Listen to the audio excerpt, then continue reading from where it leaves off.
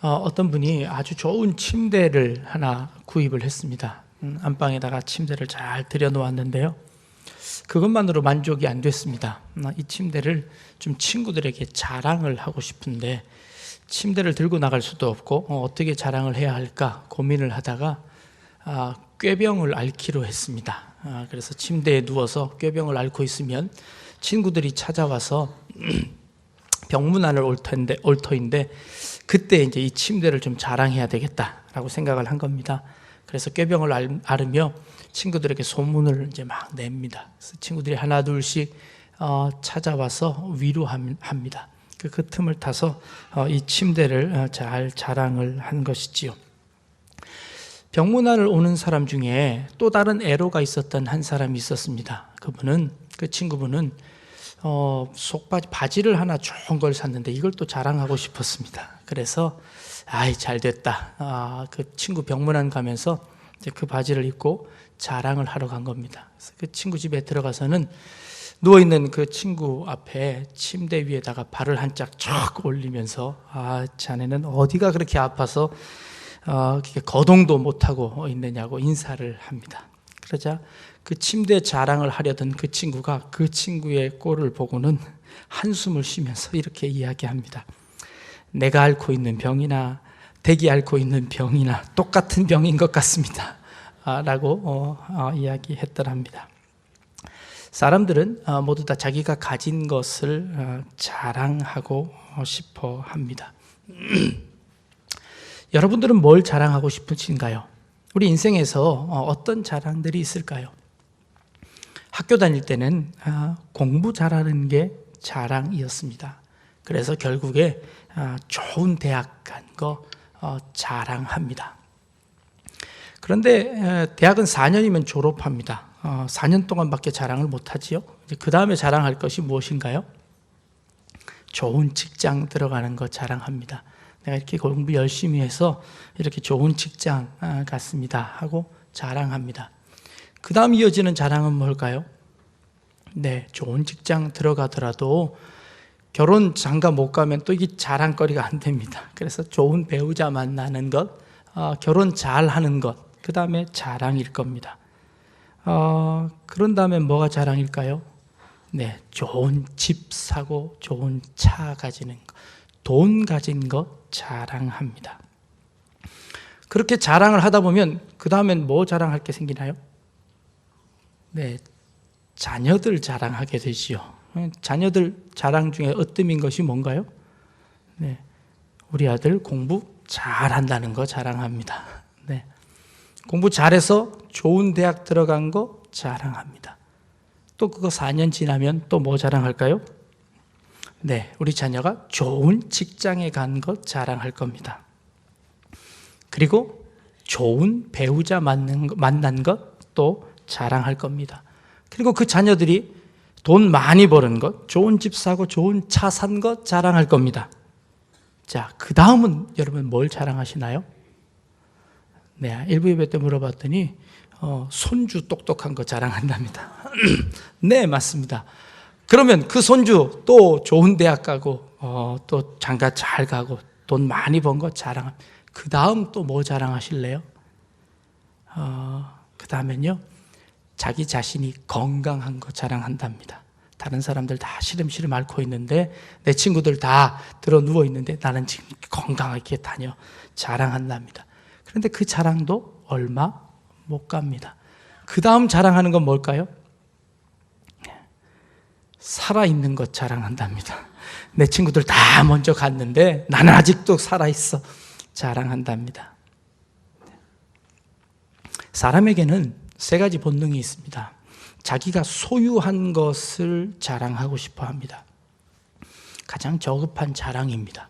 내가 가지고 있는 것, 남이 가지지 못한 것 내가 가졌다고 해서 자랑하는 것, 이게 첫 번째 욕구입니다. 두 번째는요, 내가 무엇이 되고 싶은 욕구입니다. 이 정치가들이 뭐 정치인이 되거나 뭐가 되거나 하든 이런 되고 싶은 본능이 있답니다. 그리고 그 다음은요, 그렇게 보이고 싶은 욕망이 있답니다.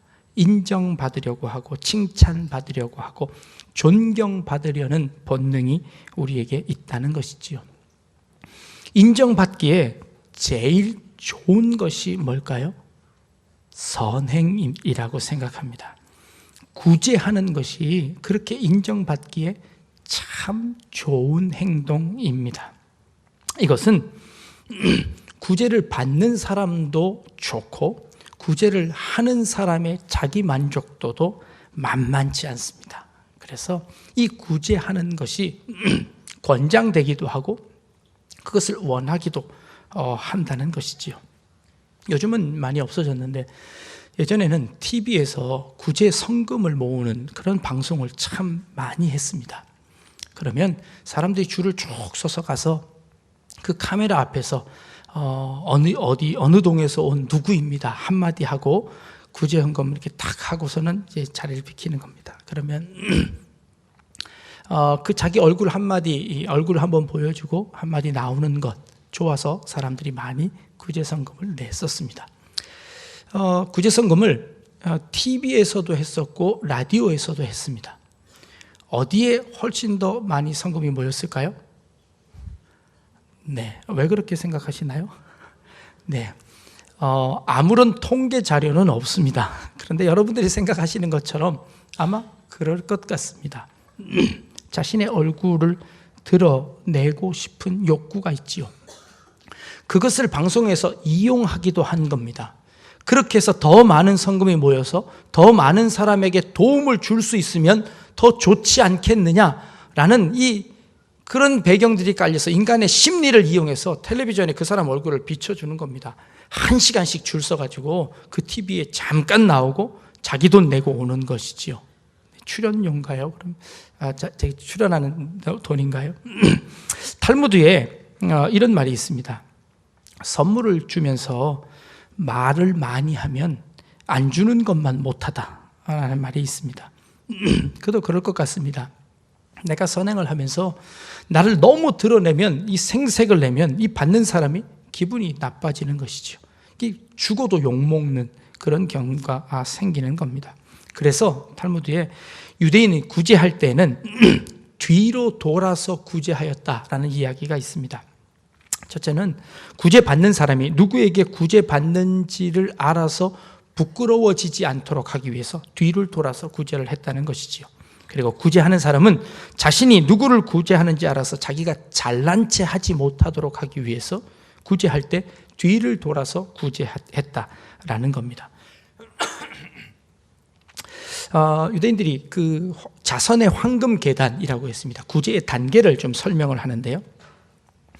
구제에도 여러 단계가 있다는 겁니다. 첫 번째는 주고 나서 후회하는 단계가 있습니다. 에이, 괜히 줬네 라고 생각하는 것이죠. 남들 이목 때문에 주기는 했는데 이 속이 쓰린 겁니다. 그래서 이게 첫 번째 구제하는 단계입니다. 두 번째는요, 주기는 하지만 고통당하는 이의 형편을 감안하지 않고 주는 단계입니다.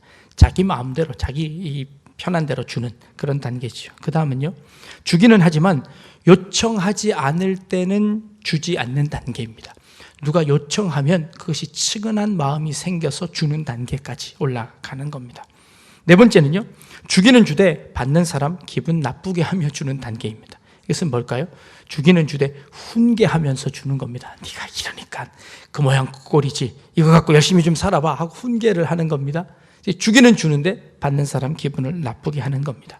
다섯 번째는요, 받는 사람은 준 사람을 알지만 준 사람은 받는 사람을 모르는 단계랍니다. 이것은 자기 자랑을 위해서 주는 겁니다. 누가 받든지 상관없습니다. 그냥 내가 준 것만 알면 됩니다. 여섯 번째로는요, 준 사람은 받은 사람을 알지만 받은 사람은 누가 주었는지 모르는 단계입니다. 은밀히 주는 단계이지요. 이 단계가 지나가면 준 사람도 받은 사람도 둘 다 모르는 단계까지 간답니다. 그리고 그 다음 마지막 단계는요, 미리 자비를 베풀어서 빈곤을 면하게 하는 단계가 최고의 단계이다 라고 이야기합니다. 유대인들은 당시에 신앙의 표준적인 의무라고 여기는 것이 있었는데 그것이 구제와 기도와 금식입니다. 이 세 가지가 유대인들이 신앙을 가진 사람들의 가장 기본되는 의무사항이었습니다. 예수님께서 그 세 가지를 지적하고 계십니다. 오늘 읽은 우리가 본문에 이 구제에 관한 것을 말씀하고 계십니다. 그리고 다음 주에 보게 될 5절서부터 기도에 관한 것을 언급하십니다. 그리고 그 다음에 보게 될 16절서부터는 금식에 관한 것을 설명하고 계십니다. 이 세 가지를 예수님께서 꼬집으며 그들의 종교 생활이 잘못되었다는 것을 지금 지적하고 계시는 겁니다. 이제 계속해서 그것들을 우리가 살펴보게 되겠습니다. 그 중에서 구제는요, 으뜸입니다. 클레멘트 후서, 그러니까 외경이죠. 클레멘트 후서 16장 4절에 보면 구제는 죄를 회개하는 것만큼이나 좋은 일이다. 금식은 기도보다 더 좋다. 그러나 구제는 이 둘보다 더 좋다라고 기록합니다. 이 구제가 그렇게 좋다는 것입니다. 그러면 이 구제가 이렇게 훌륭한 것이고 자기 만족도도 높다면 이 구제를 널리 홍보해서 많은 사람들이 동참하게 하는 것 좋지 않겠습니까? 그런데 오늘 본문에서 예수님께서 뭐라고 말씀하시냐 하면 너희가 구제할 때에 은밀히 하랍니다. 오른손이 하는 일을 왼손이 모르게 하랍니다. 이 최고의 단계이지요. 아무도 모르도록 그렇게 구제를 하라고 말씀하고 계십니다. 그런데 마태복음 5장 15절에 가보면 예수님께서 또 이런 말씀을 하셨습니다. 사람이 등불을 켜서 말 아래 두지 아니하고 등경 위에 두나니 이러므로 집안 모든 사람에게 비치느니라. 이같이 너희 빛이 사람 앞에 비치게 하여 그들로 너희 착한 행실을 보고 하늘에 계신 너희 아버지께 영광을 돌리게 하라라고 말씀하셨습니다. 그러면 이 두 말씀은 상반되는 말씀이 아닐까요?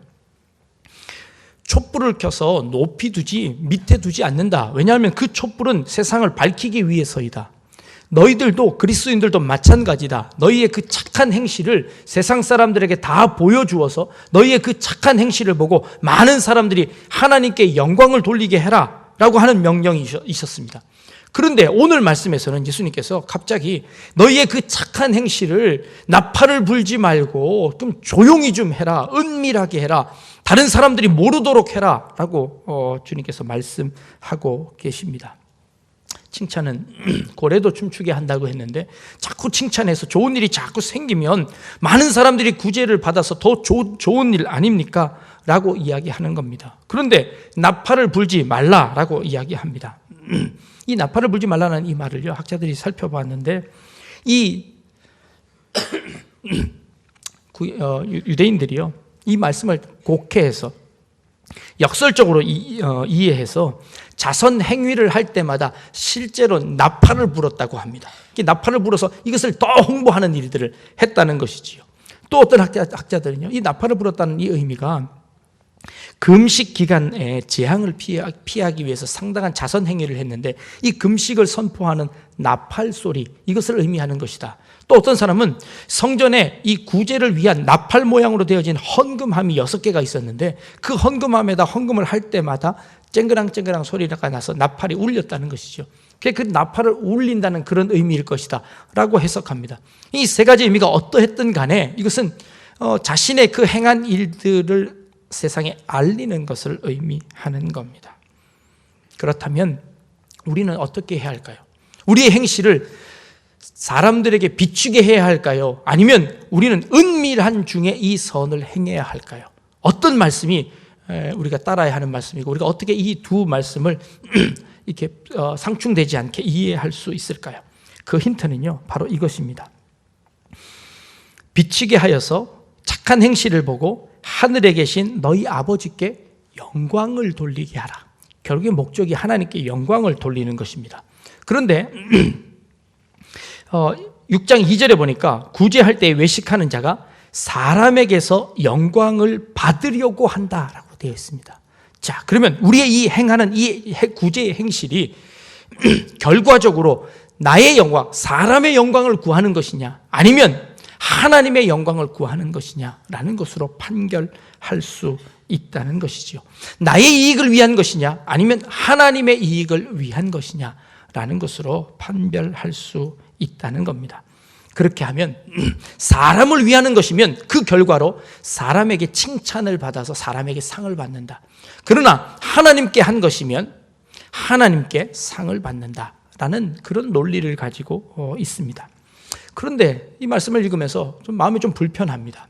고작 우리가 행하는 이 선이, 하나님께서 우리에게 요구하는 선이 어떤 그런 고상한 이유가 아니라 그저 상 받기 위한 것입니까?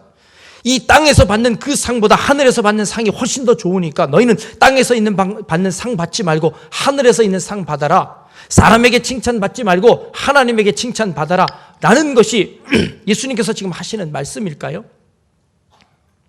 이 상이라는 단어를 살펴보았습니다. 미스토스라는 단어입니다. 성경에 여러 차례 이 상이 언급되는데요, 그 중에 3분의 2가량은 상이라는 단어보다는 삭시라는 단어로 쓰여지고 있습니다. 임금, 월급이라는 단어로 훨씬 더 많이 사용되어지고 있습니다. 그렇다면 이 단어를 지금 월급이라고 한번 바꾸어서 생각해 보시기를 바랍니다. 너희가 사람들에게 좋은 일, 선을 해서 그 사람들로부터 월급을 받는다면 우리는 누구를 위해서 일한 건가요? 그 사람들을 위해서 일하고 그것에 대한 응분의 대가를 받은 것입니다. 그러면 하나님께 상을 받는다는 것은 무엇일까요? 우리의 이 행하는 이 일들이 하나님을 위한 일이었고 하나님을 위해서 한 일로서 하나님을 위해서 한 일이고 하나님으로부터 그 월급을 받는 것이라는 겁니다. 그러면 이 일 자체가 상이 문제가 아니라 이 일 자체가 틀려지는 겁니다. 내가 누구를 위해서 일하는가? 사람을 위해서 일하는가? 나를 위해서 일하는가? 아니면 하나님을 위해서 일하는가라는 이것을 묻고 있는 것입니다. 그 선을 행하는 것, 그것 자체가 문제가 아니라 우리의 그 행동 자체가 이것이 하나님을 위한 삶인가? 아니면 인간을 위한 삶인가? 라는 것을 우리에게 질문하고 있는 것입니다.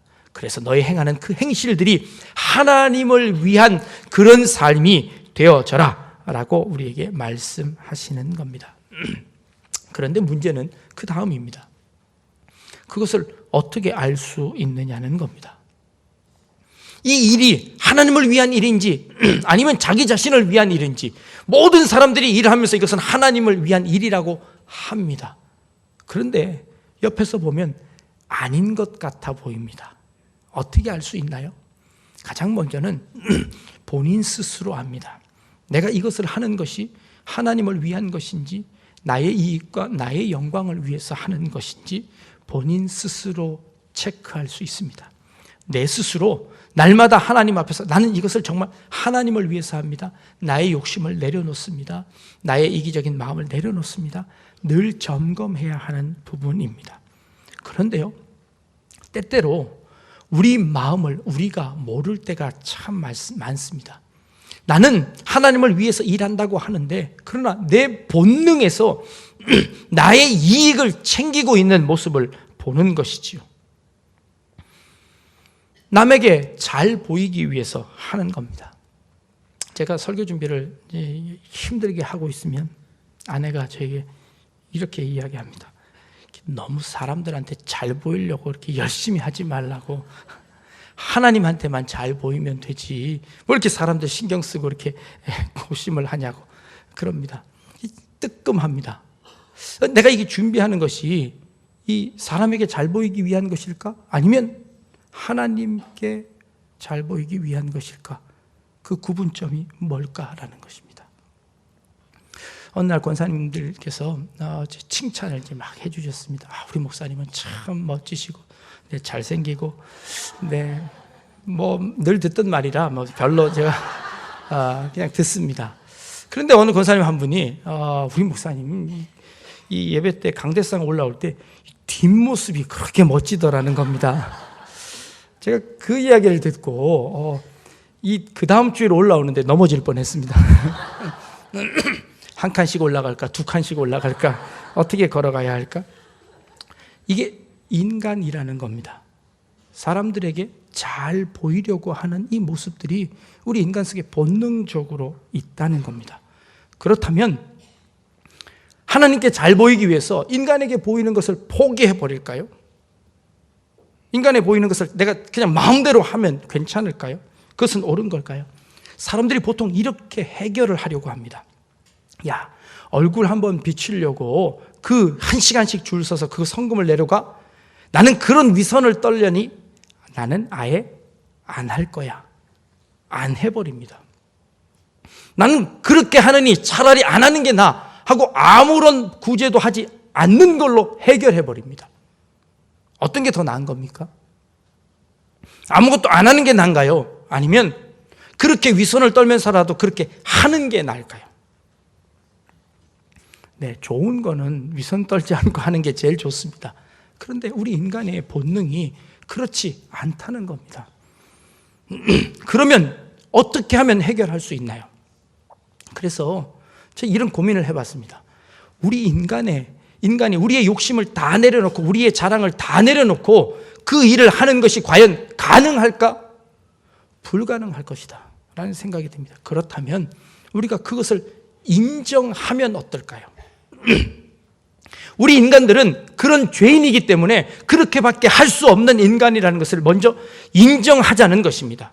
그래서 누가 좀 잘난 체 하면 저 사람 아직 인격이 덜 돼서 저렇게 잘난 체 하는구나 라고 인정해 주자는 것이죠. 왜냐하면 내 속에도 그런 것이 분명히 있기 때문입니다. 그것을 인정하되, 그러나 그럼에도 불구하고 이 선을 행하는 이 일이, 구제를 하는 이 일이 꼭 필요한 일이기에, 하나님께서 우리에게 맡기신 일이기에 그 일을 감당하자는 겁니다. 조금의 죄악이 있고 조금의 부족한 것이 있지만 우리가 예수님 닮은 그 모습대로 완전한 삶을 살아갈 수는 없지만, 그러나 흉내를 내보자는 것이지요. 그 흉내를 내다 보면 우리가 조금씩 더 성장할 수 있지 않을까 하는 겁니다. 그렇게 해결해 보자는 겁니다. 예수님을 닮아가는 그 일이 우리 삶 가운데서 지금 완성되는 일이 아니지 않습니까? 그러니 우리의 그 마음들을 조금씩 바꾸어 나가자는 겁니다. 그래서 이 예수님의 지적처럼 내가 이 일이 정말 하나님을 위한 것일까? 아니면 인간을 위한 것일까? 잘 모르겠습니다. 일단 해보겠습니다. 네, 하는 것이죠. 그러면서 우리 자신들을 자꾸 성장시켜 나가는 겁니다. 우리 자신들을 성찰해 나가며 내가 하나님을 위해서 일하겠습니다. 이 일이 하나님의 영광이 되기 위해서 행하겠습니다 라고 우리 자신들을 자꾸 돌이키는 것이죠. 불완전합니다. 부족합니다. 그러나 그렇게 노력하고 있음을 주님께 보여드리는 겁니다. 이게 주님께서 우리에게 원하는 삶이지 않을까라는 겁니다. 나는 그런 삶 못 사니까 나는 아예 안 해 라고 포기하는 것이 아니라 그 삶을 위해서 한 걸음씩 나아가는 삶을 살아가자는 겁니다. 그러면서 끊임없이 지금 내가 하는 이 일이 누구를 위한 일인가 스스로 질문하는 겁니다. 스스로 물어보는 겁니다. 정말 하나님께서 원하시는 일입니까? 하나님께서 원하시는 방법입니까? 그리고 이 방법을 통해서 혹시 상처받는 사람들은 없습니까? 이 방법을 통해서 혹시 나만 영광받는 것은 아닙니까? 라고 날마다 질문하며 우리의 삶을 돌이켜가는 것입니다. 이것이 내 자랑이 되지 않도록 하고 하나님께 영광을 돌릴 수 있도록 우리 자신들을 다듬어가는 것, 성장시켜 나가는 것, 이것이 주님께서 원하시는 삶이라는 것이지요. 2017년 한 해 여러분들의 삶이 이렇게 주님 앞에 올려드려지는 삶이 되어지기를 원합니다. 때로는 실수하고 때로는 내 자랑이 되기도 하지만, 그러나 그래도 그 마음속에 있는 그 조그마한 부분에 하나님을 위한 이 마음을 하나님께서 알고 계시다는 그 믿음을 가지고 우리에게 주신 이 사명들을 감당해내는 우리 성도님들 될 수 있기를 주님의 이름으로 축복합니다. 기도하겠습니다. 하나님의 복된 자녀로 불러주시고 또 그 특권을 누리며 살아가게 하신 것 감사합니다. 주님의 사랑이 감사해서 주님을 위한 삶을 살아드리는 저희들이 되게 하여 주옵소서. 우리에게 넘치는 은혜를 나눔을 통하여 이웃들 앞에 신자된 증거가 우리에게 넉넉하게 넘쳐날 수 있도록, 전달되어질 수 있도록 인도하여 주옵소서. 예수님의 이름으로 기도합니다. 아멘.